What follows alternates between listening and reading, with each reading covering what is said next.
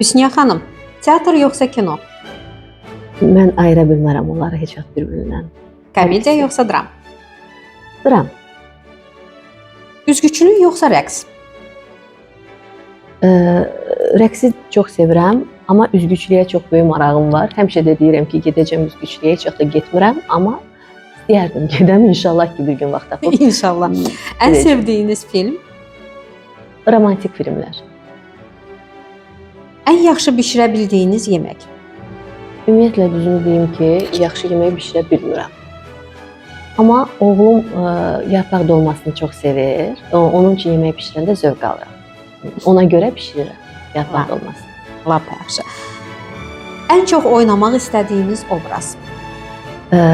Filmdə istəyərdim, tarixi bir, klassik bir, öz klassikamızdan bəhs edən, öz tariximizdən bəhs edən kostyumer onunla belə filmlər olur. Bax, elə bir obraz, bir kraliçə oynamaq istəyərdim. İnşallah. İnşallah. Ən sevdiyiniz kitab? Romantik kitablar. Əşya olsanız hansı əşya olardınız?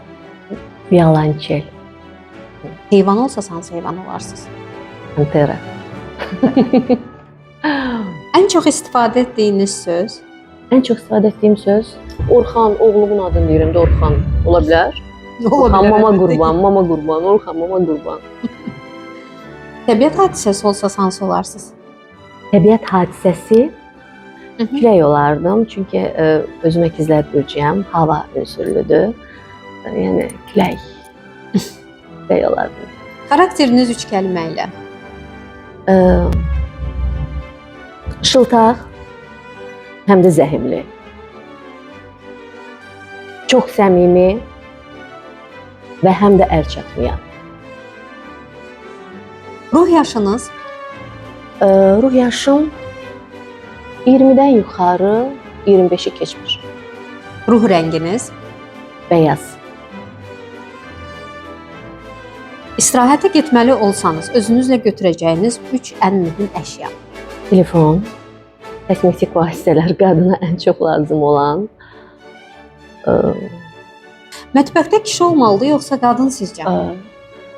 Kişi düşünürəm ki, böyük mətbəxlərdə olmalıdır. Tutaq ki, restoranlarda filan, onlar çox gözəl bacarırlar bunu.